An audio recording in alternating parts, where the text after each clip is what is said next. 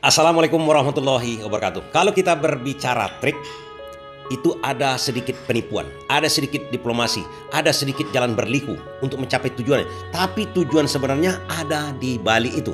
Nah, di sini terdeteksi Prabowo memakai trik untuk menarik Anies Baswedan sehingga membuat terkencing-kencing geng Solo dan tak bisa disangkal, tak bisa dibantah. PDIP pun kalang kabut, panik. Pertanyaan kawan-kawan pasti ada satu. Apa buktinya? Sama saya menerangkan analisa ini. Dasar analisa ini dari mana? Faktanya bagaimana? Buktinya bagaimana? Dengarkan video ini dulu.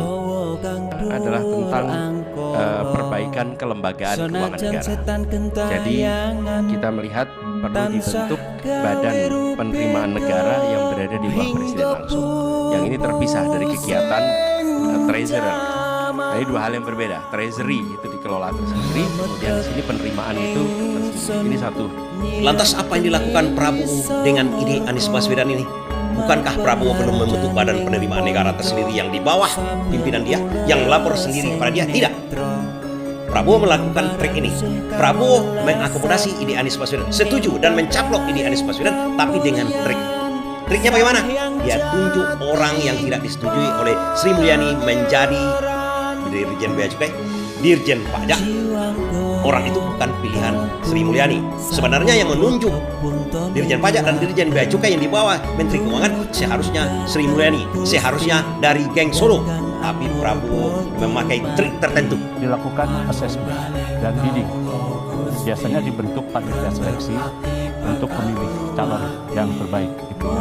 Nah, kalau ini kelihatannya ada mungkin pilihan presiden karena ada tujuan tertentu yang dilakukan presiden. Jadi tidak melalui asesmen lagi.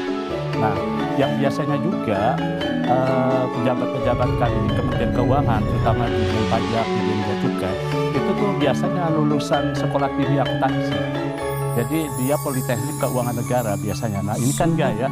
Jadi Pak Jaka itu Akmil tahun 90, sedangkan Pak Bimo itu sekolah Taruna Nusantara tahun 90. Bahwa Pak Bimo memang dia lulusan Gadjah Mada dan pernah di kantor staf presiden. Saya juga pernah kenal beliau.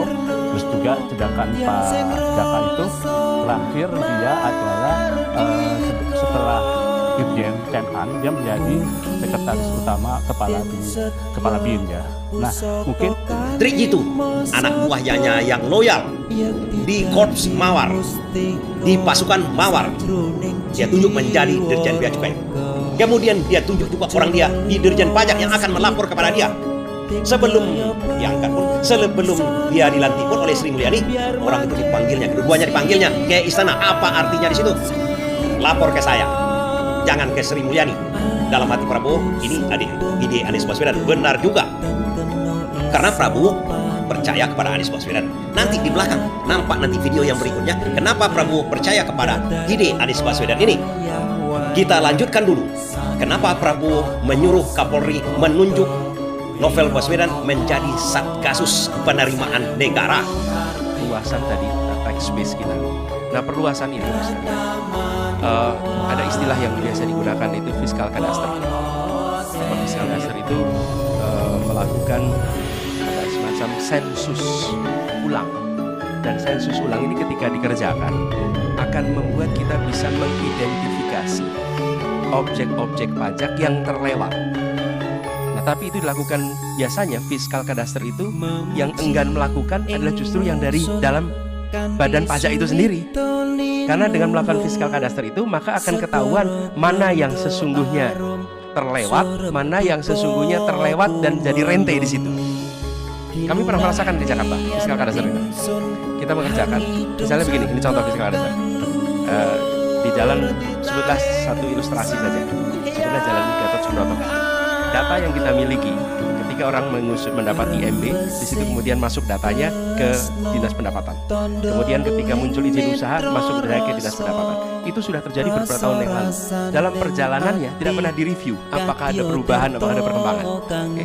Nah, ketika dilakukan fiskal kadaster, maka petugas itu akan berjalan menyusur jalan Gatot Subroto, melihat semua objek pajak dan siapa saja yang ada dalam situ dan kegiatannya apa.